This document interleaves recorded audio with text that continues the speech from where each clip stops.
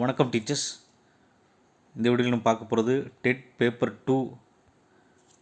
அதில் பார்த்திங்கன்னா previous year question நம்ம வந்து பார்க்குறோம். அதில் வந்து பார்த்திங்கன்னா இன்றைக்கி வந்து சைக்காலஜியை பார்ப்போம்.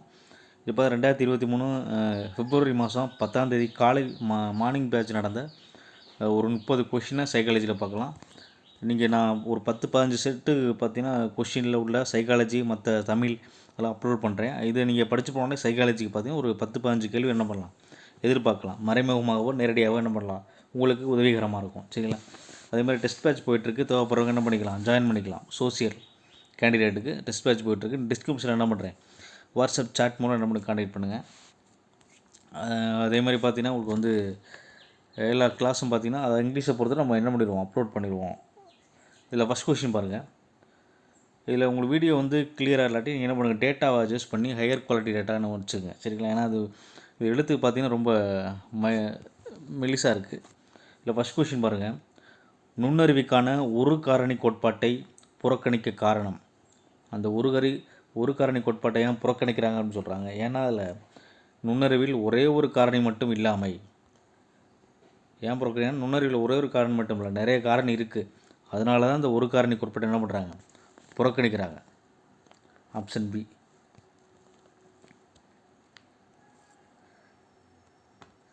அடுத்து, மனநல குறைபாட்டின் ஒரு அறிகுறி என்பது இப்போ தன்னம்பிக்கையின்மை, லேக் ஆஃப் செல்ஃப் கான்ஃபிடென்ஸ். அது குறைஞ்சாலே அந்த மனநிலை பாதிக்கப்படும். சரிங்களா? மனநிலை குறைபாட்டின் ஒரு அறிகுறி பார்த்திங்கன்னா தன்னம்பிக்கை இன்மை.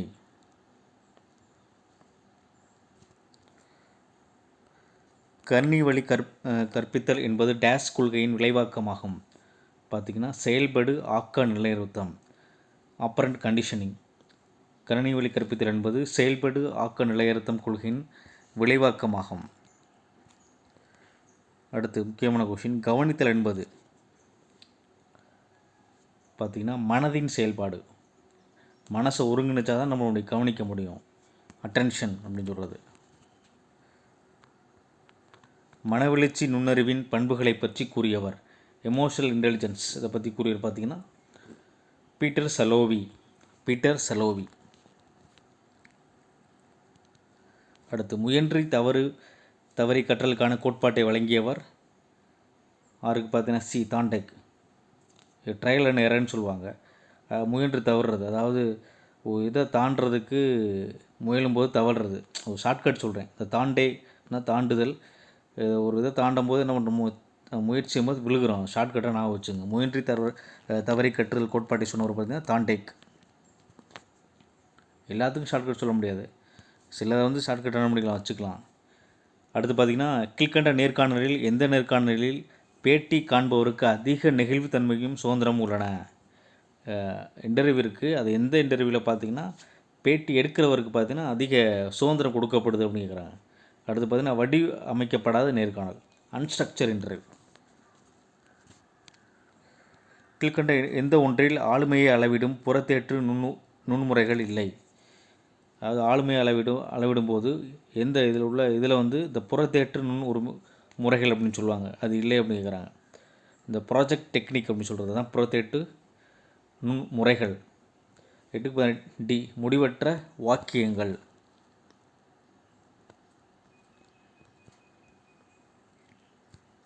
கற்பிப்பதற்கு முன் அல்லது நடத்தைக்கு உட்படுவதற்கு முன் கற்பவரது டேஷ் தெரிந்திருக்க வேண்டும். சி. தனித்துவம் மற்றும் ஆளுமை தெரிந்திருக்க வேண்டும்.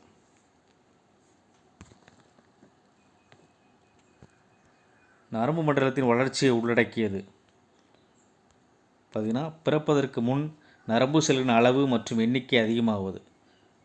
10க்கு பார்த்திங்கன்னா டி.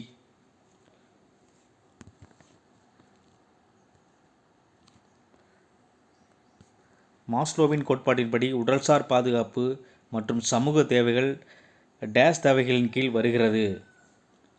பார்த்திங்கன்னா குறைபாட்டு தேவைகள். 11க்கு பார்த்திங்கன்னா ஏ. மாஸ்லோ பார்த்திங்கன்னா உங்களுக்கு வந்து உடல்சார் பாதுகாப்பு மற்றும் சமூக தேவைகளை பற்றி சொல்லியிருப்பார். அந்த தேவைகளில் பார்த்திங்கன்னா உடல்சார் பாதுகாப்பு மற்றும் சமூக தேவைகள் டேஷ் தேவையின் கீழ் வரணும், குறைபாட்டு தேவைகள், டிஃபிஷியன்சி நீட்ஸ். நடத்தையின் தந்தை என்று அழைக்கப்படுபவர் வாட்சன், ஜேபி வாட்சன். முக்கியமான கேள்வி. Father of behaviourism. அடுத்து குழந்தைகளின் கண்டுபிடிப்புகள் அல்லது கட்டமைப்புகள் அனைத்தும் உலக பொது அறிவிற்கான கற்பனை. இவை அனைத்தும் தனது சொந்த செயல்பாட்டின் மூலமே பெற முடியும். 13 கட்டமைப்பு அணுகுமுறை.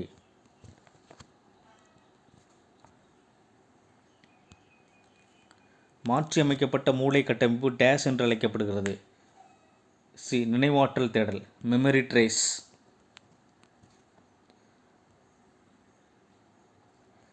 ஜனநாயக தலைவர்கள் ஜனநாயக விழுமியங்களை வளர்த்தெடுக்க டேஸை ஊக்குவிப்பார்கள். சிந்தனை சுதந்திரத்தை, ஃப்ரீடம் ஆஃப் தாட். அதெல்லாம் ஜனநாயகத்தில் ரொம்ப முக்கியமானது. அடுத்து பியாஜேவின் முற்செயல் மேம்பாட்டு நிலையில் இந்த பண்பானது கவனத்தினை பலவற்றிலிருந்து விலக்கி ஒரு அம்சத்தின் மீது குவிப்பதாகும். பார்த்தீங்கன்னா மையப்படுத்துதல். கவனத்தை மற்றெல்லாம் திருப்பாமல் ஒரு அம்சத்தின் மீது என்ன பண்ணுறது, கான்சன்ட்ரேட் பண்ணுறது, சென்ட்ரைசேஷன், அதான் மையப்படுத்துதல். ஆளுமை வளர்ச்சிக்கு முக்கிய பங்கு வகிப்பது. முக்கியமான கேள்வி. சூழ்நிலை.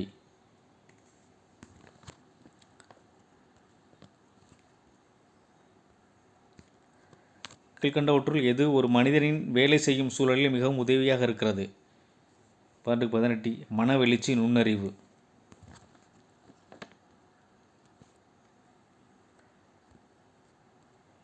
டேஸ் என்பது ஒருவனது ஆளுமையின் நிறைவான இசைவான செயல்பாட்டை குறிப்பதாகும். டேஸ் என்பது ஒருவனது ஆளுமையின் நிறைவான இசைவான செயல்பாட்டை குறிப்பதாகவும் முடிகிறாங்க. 19 பார்த்தீங்கன்னா மனநலம் இருந்தால் தான் பார்த்தீங்கன்னா ஒரு இசைவாக ஹார்மோனியஸாக செயல்பட முடியும். Mental health. புது மற்றும் மாறுதலுக்கு உட்பட்ட சூழலுக்கு ஏற்ப கற்றுக்கொள்ளும் மற்றும் மாற்றிக்கொள்ளும் திறமை என்பது டேஸ் எனப்படும். நுண்ணறிவு, அதான் நுண்ணறிவு.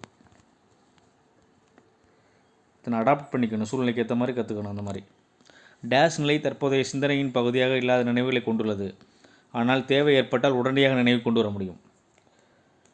பார்த்தீங்கன்னா ப்ரீகான்சியஸ், முன் உணர்வு. இது பார்த்திங்கன்னா தற்போதைய சிந்தனையின் பகுதியாக இல்லாத நினைவுகளை கொண்டுள்ளது, ஆனால் பார்த்திங்கன்னா தேவை ஏற்பட்டால் பார்த்திங்கன்னா உடனடியாக என்ன பண்ணும், நினைவுக்கு கொண்டு வரும். முன் உணர்வு, ப்ரீகான்சியஸ். நேரடியான அறிகுறை பகிர்தலில் முக்கிய பங்களிப்பவர். அறிகுறை பகிர்பவர், அறிகுறை கொடுப்பவர், கவுன்சலர். பழமையாக்க நிலையுறுத்தலில் தூண்டல் அளிக்கப்பட்ட வரிசை. 23 முதலில் கட்டுப்படுத்தப்படாத தூண்டல், பிறகு கட்டுப்படுத்தப்பட்ட தூண்டல். இது பார்த்திங்கன்னா பழமையாக்க நிலையுறுத்தலில் இந்த வரிசை காணப்படும். கட்டுப்படாது, மறுபடியும் கட்டுப்படுத்தப்பட்ட. யூசிஎஸ் ஃபஸ்ட்டு, சிஎஸ் செகண்ட் அப்படின்னு சொல்கிறாங்க.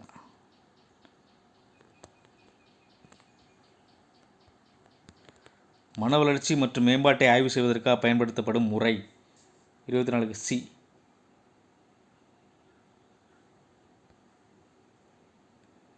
மரபியல் முறை.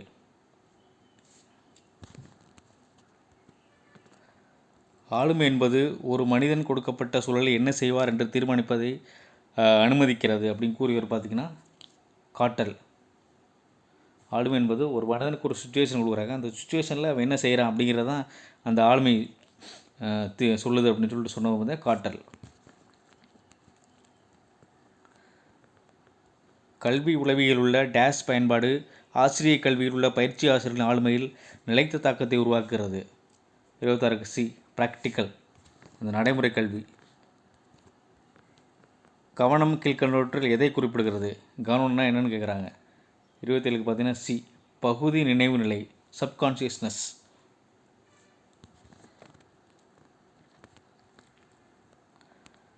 காக்னேயின் படிநிலை கற்றல் கோட்பாட்டில் 5வது கற்றல் என அழைக்கப்படுவது பார்த்தீங்கன்னா பன்முக வேறுபாடு, மல்டிபிள் டிஸ்கிரிமினேஷன்.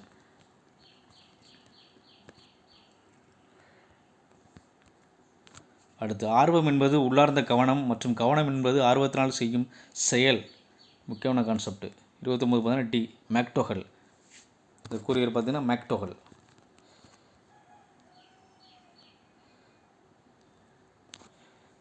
தனிநபர்களுக்கிடையே தொடர்பு கொள்வதில் சிறந்த ஊடகமாக செயல்படுவது பார்த்தீங்கன்னா சி, மனவெழுச்சிகள், எமோஷன்ஸ். தேங்க்ஸ் ஃபார் வாட்சிங் நண்பர்களே.